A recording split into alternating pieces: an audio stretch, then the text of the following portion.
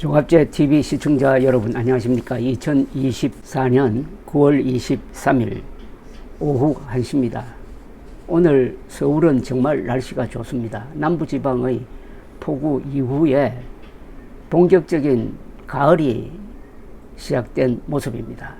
우리나라의 경제, 문화, 그리고 예술 이런 분야의 생활도 안정되어 있습니다. 특히 외국에서 지금 젊은 관광객들이 한국으로 많이 몰려오고 한국에 대한 좋은 인상을 가지고 돌아간다고 합니다. 이런 것만 보면은 한국은 걱정할 나라가 아닌데 국민들이 행복하지 못합니다. 행복도 조사에서는 저 내전을 하고 있는 나라보다도 더 불행하게 나타나기도 합니다. 왜 이럴까요? 역시 정치의 문제입니다. 다른 모든 분야에 성공을 해도 정치가 실패하면 무효가 되는 수가 있습니다.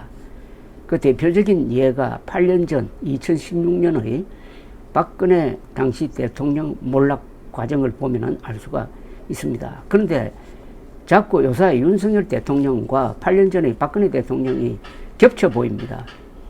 데자뷰, 과거에 있었던 것을 다시 보는 느낌을 데자뷰라 그러는데 데자뷰 현상이 나타나고 있습니다. 그래서 한번 정리를 해보았습니다. 8년 전의 박근혜와 오늘의 윤석열 비슷한 점과 다른 점 이렇게 한번 정리를 해보았습니다. 첫째, 공통점은 이렇습니다. 박근혜 당시 대통령은 새누리당의 공천 과정에 있어서의 내부 분열로 2016년 4월 총선에서 지고도 여권 분열상을 바로잡으려고 하지 않았습니다. 윤석열 대통령도 이딴 자신의 내부 총질로 총선에서 참패하고도 참패 요인을 바로잡지 않고 있습니다. 이 점 비슷합니다. 대통령실의 무리한 이전, 이준석 몰아내기, 의료 대란, 한동훈과의 갈등이 그런 문제들을 손대지 않고 더 악화시키고 있습니다. 특히 총선 참패의 결정적 요인이었던 의료 대란을 사실상 방치하고 있습니다. 이게 공통점입니다. 두 번째, 보수층이 등을 돌려 지지율이 폭락했습니다. 8년 전이나 지금이나. 그 이유는 의료 대란입니다. 지금의 경우에는 60대 이상 경상도 보수 성향에서 윤석열 평가가 부정으로 돌았습니다. 세 번째 공통점, 보수 언론도 돌고 있습니다. 조선일보마저 윤석열 대통령을 보수의 배신자로 보는 모양입니다.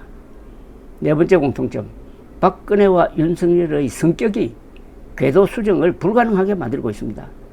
윤석열 대통령의 경우 불통 오만에다가 무능의 이미지가 더해졌습니다.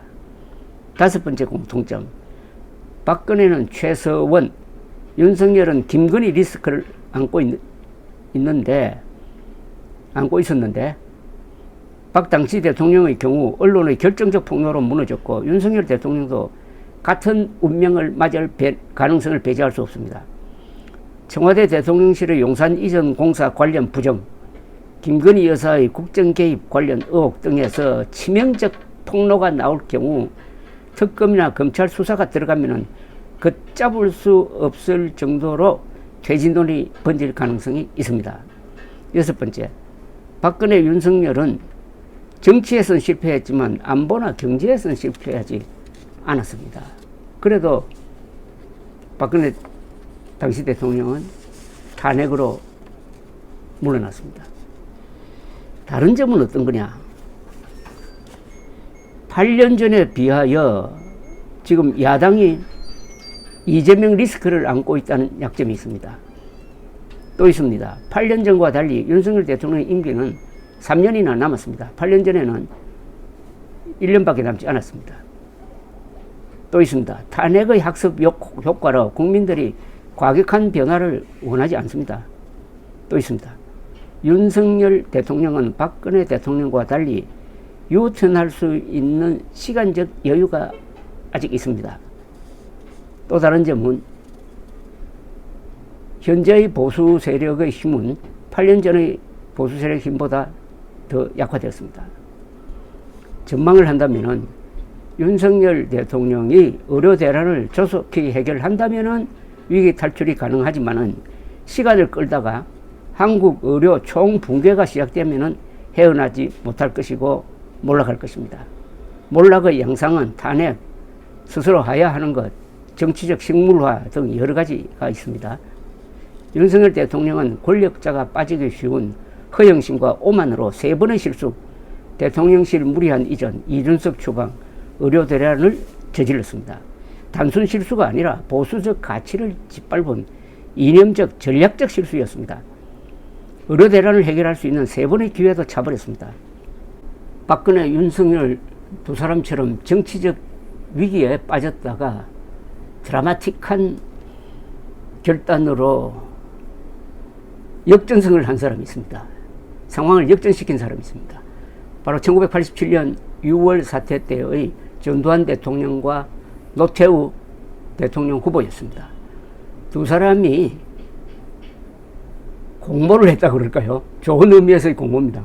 공모를 해서 6.29 선언을 발표해가지고 당시 민주화 세력이 요구하던 것을 다 받아들이고 그리고 플러스 알파까지 했습니다. 단숨에 노태우 대통령 후보가 제일 인기 있는 정치인으로 변모했습니다. 그리하여 직선제로 치러진 대통령 선거에서 당선되었습니다. 이런 결단을 윤석열 대통령이 할 수 있느냐 하는 것은 솔직히 말해서 좀 의문입니다. 그렇다면 윤석열 대통령의 미래는 밝지 못하다고 봐야 되겠죠. 감사합니다.